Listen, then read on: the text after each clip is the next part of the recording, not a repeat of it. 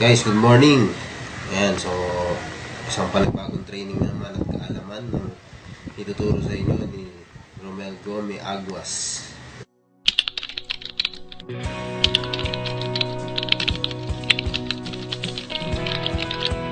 Ayan, so para lahat to sa mga SWA member, okay, hindi ka basta para to sa lahat na nagne-network at the same time. So, ang training ko ngayon is about paano mo makapunta sa tinatawag natin na meron tayong tinatawag lahat na big dreams. So, lahat po tayo meron pangarap na tinatawag. Sobrang laki ng pangarap. Pag nangarap ka is dapat sky's the limit. Yan. So, in order for you, para makuha yung mga big dreams na yan, sinong kailangan na kumuha niyan? Siyempre, tayo. O yung tinatawag natin na you. So, sa sarili. Sa network marketing industry, ito yung training na kung saan na tinatawag siyang you factor. Yan. Or yung tinatawag namin na the greatest secret kung bakit nagiging successful yung mga industry. So, ito, sikreto to na dapat mong malaman kung bakit kami kumikita ng malaki o bakit ako kumikita ng malaki. It's simple as this. Wala yung makukuha ng pangarap na yan, kundi ikaw lang din.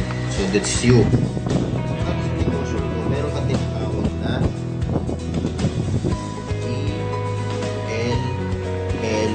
ELLA. Pinaka-importante po ito sa unang umpisa mo. Ano yan? That is the good learning and listening attitude. Importante dito is yun. Kung meron ko na tinatawag na pride, please lang, kung nagsisimula ka pa lang, ibaba mo yung pride mo. Kailangan sa negosyo nito, kailangan mo mag-humble. Humble down ka na pakinggan yung mga upline mo, pakinggan yung so, attitude in short, kailangan 100% maganda yung attitude mo. Huwag ka maangas, huwag ka mayabang, na kung ano tinuturo sa'yo, pakinggan mo, huwag ka magre-reklamo. Kasi kung ano yung tinuturo sa'yo, hindi lang, simple lang, genuine. So, kung ikaw nanonood na dito sa akin, mo ko, meron ka na agad dito. May GLLA ka. Kasi, you give time right now eh. Di ba? Pwede ka manood naman ng mga teleserye sa TV. Di ba? So, artist na ngayon. Yan, nood ka lang. Artist na ako. Yan. So, the moment na may GLLA ka, syempre, lahat ng tinuturo sa'yo pumapasok sa isip mo yan. So, that's the time na ikaw mismo natututo o tinatawag natin na learn. Yan. So, bakit po ba napaka-importante ng learn o yung natutunan mo? That's the time na meron ka tinatawag na knowledge. Di ba pag natutunan ka nagkakaroon ng knowledge, makaka-importante yan. Knowledge. So, nag-learn ka para magkaroon ka tinatawag na edge o yung tinatawag na lamang ang may alam. Di ba? Kasi, alam mo, lamang ang may alam. Kaya the moment na may learnings ka, ito nagpapasok yung learning, yung earn. So, yan. Knowledge ang nakukuha mo sa learn. So, the moment na matuto ka na, syempre, pwede ka na wala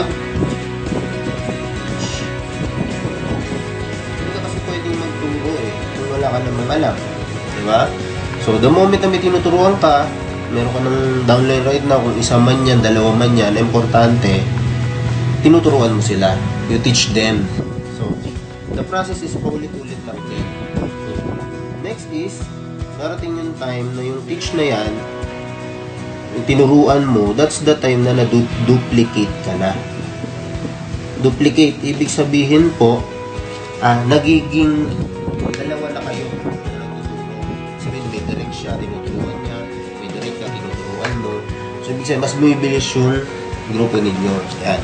So, next is, kasi sa duplicate, pinaka-critical dyan is yung magkaiba kasi yung direct sa duplicate. Yung direct, kuha ka lang ng kuha ng maraming pay-in. Papayin ka ng papayin, pero hindi mo sila tinuturuan. Yung duplicate, papayin ka ng papayin, pero tinuturuan mo sila. Kaya naduduplicate sila. Then, so duplicate, darating yung time na yung trabaho mo mas nade-delegate na. So, napapadali na. May mga time na sa umpisa yung mga downline mo, tanong ng tanong sa'yo, chat ng chat sa'yo, lalo na kung ikaw refero, replyan mo lang sila. Kasi importante yan, matuto sila sa negosyo nila para dumating yung time. Kahit wala ka na, kaya na nila. Nade-delegate na. Kikita ka ng kikita, tuloy-tuloy. Basta dumadami sila. Yan na yung time na you will have your multiply. So, yan na yung dumadami na kayo. Multiply na. Dati, isa lang tinuturuan. Yung isa mo, nagkaroon ng dalawa. Yung dalawa niya, nagkaroon ng tigda-dalawa. So, 4. So, nag-multiply na. So, dumadami na yung grupo ninyo. So, lumalaki na. Then, the moment na multiply yan na, so, meron ka ng mga grupo sa ibang bansa. May grupo ka na sa Hong Kong, Italy. So, lumalaki-laki na sila. Kasi napakadaling magpalaki ng network business.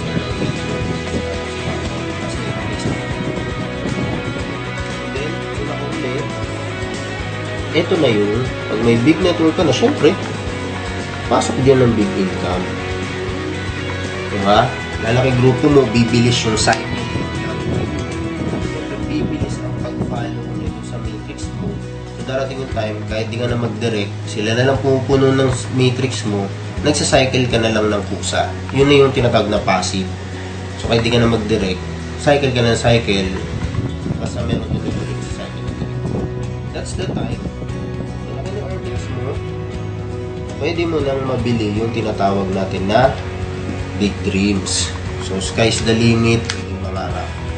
And so, ngayon, the question is, paano kung dumating yung time, yung pangarap ko hindi ko siya nakuha? Kung hindi mo nakuha yung pangarap mo, maybe wala kang big income. Bakit wala kang big income? Wala kang kasing big network. Bakit wala kang big network? Kasi hindi ka naman nag-multiply.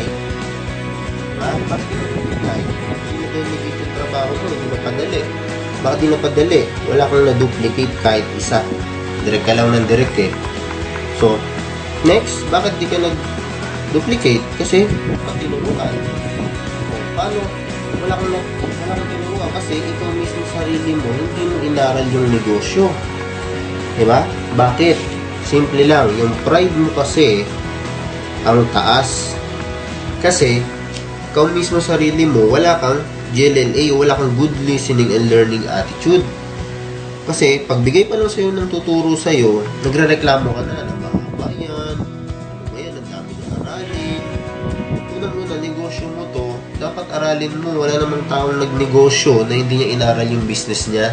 Kaya kami naging successful sa ganitong industry kasi kami mismo sarili namin, kahit kumikita na kami ng malaki, inaaral pa rin namin, pinapapa pa rin namin sarili namin o yung pride namin para aralin yung negosyo.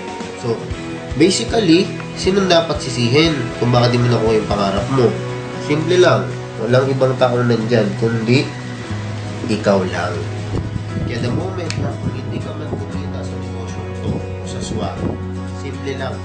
Hindi mo pwedeng sisihin yung company, hindi mo pwedeng sisihin yung upline mo, hindi mo sisihin dito yung downline mo. Walang ibang sisihin, kundi ikaw lang. May pakukuha ng pangarap mo, kundi ikaw lang sa sarili mo. At dito yung upline mo para turuan ka. Yung company o yung SWA, andito para yun yung maging daan para makuha yung pangarap mo. Yung downline mo, hindi rin yan. Di ba, sabi mo sa downline mo, hataw kayo, hindi ganun. Kailangan ikaw mo yung sarili mo pagkita. God gives blessings to those people who are deserving. Diba? Paano kung bibigyan ng Diyos kung ikaw mismo sarili mo, hindi mo kaya alagaan o bigyan pahalaga yung mga bagay mo. Success, kaya ito greatest secret. Hindi ka naman pwede dito magsimula papunta sa big dreams. Kailangan daanan mo ito lahat. So, ganun siya kasimple. Yan, maging thankful ka sa kapatid mo at sa kapatid mo kasi hindi dahil sa kanila. So, thank you sa time and more to come. God bless and happy networking.